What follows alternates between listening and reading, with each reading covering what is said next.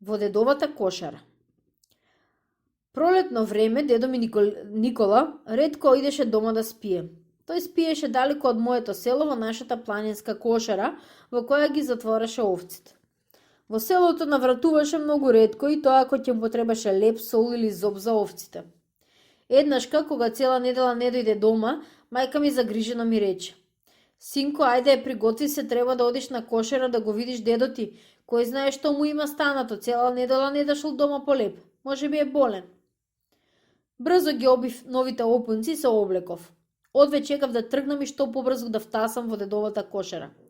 Мајка ми кладе во шарената волнена торба погача, една низа лути пиперки, 2-3 грста граф и ми рече: ајде сине, сега тргнувај, побргу да појдеш и уште побргу да се вратиш.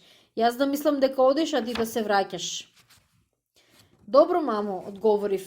Ја нарамив волнената шарена торба и тргнав. Бев многу радосен. Прво што ќе го видам дедо, кого што многу го сакав, како него така и неговите приказни, а второ што ќе играм со нашето овчарско куче Шарко. Право да ви кажам, сакав да ги видам и нашите овци. Патем со ножето пресеков еден лесков стап, да не се подпрем, туку затоа што не бев стар, туку да ми биде како другар, уште ми служеше и како оръжје за одбрана. Патем, ако ме нападнеше неко овчарско куче, со него ќе се бранев, ќе му удрев неколку стапови, тоа ќе ја свиткаше опашката и ќе побегнеше. Леви и десно од патот се простираше густа букова гора. На една висока бука на самиот врв беше застанало едно црно ќосе. Кога ме виде, почна да свирка: Киривири, киривири. Ја подвикнав: еј, ќосе, жолтоносе, кој те тера, кој те кани, зашто свиркаш како лани? Штом ме чу, замолче.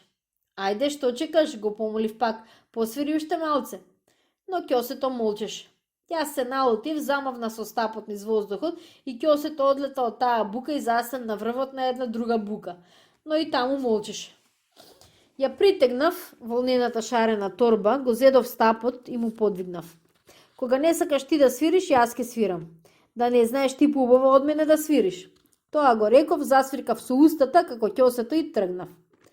Така веселко свиркајќи со устата, втасав пред кошарата. Пред кошарата беше нашето трло, во кое дедо дење ги чуваше нашите овци кога не беа на пасење. Трлото беше исплетено од лескови прачки и толку високо што не може ништо да го прескокне. Оддалеку ме осети нашето куче Шарко. Тоа истрча и ме пречека. Од радост квичеше, вртеше се опашката, скокаше и ми се фрлаше дури до ремениците. Еј, Шарко, не биди будала, му викнав, не гледаш ли дека ќе ме кутнеш на земјата? За да го смирам, му скршив едно парче од погачата и му го фрлив. Тој го грабна парчето и почна лакомо и сладко да го јаде. Кога дојдов до вратата од кошарата, гледам дека таа е заклучена. Во трлото стоеа овците. Некој јаде од сеното, а некој преживеа. Каде е дедо? Помислив.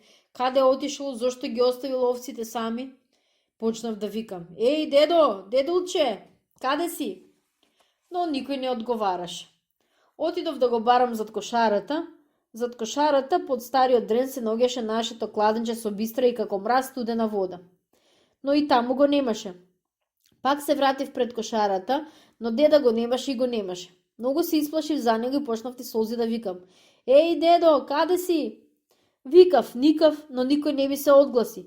Ја симнав торбата од рамото, седнав на прагот од кошарата и почнав да плачам. До мене дојде кучето Шарко. Тоа како да ја разбираше мојата тага. Почна да ми ги лиже прстите. Бегај, Шарко, не лижи ме, налутено му реков. Не сакам да ме лижиш кога не знаеш каде е дедо. Така ли го варниш деда, магаре едно? Го прекорив Шарка како тој да беше виновен. Некој ме тргна за рамето. Кога се свртев, зад мене стоеше дедо ми и сладко се смееше. Ха-ха, дојде ли, внучко? Дојдов, дедо, одговорив ни солзи, пак се расплакав.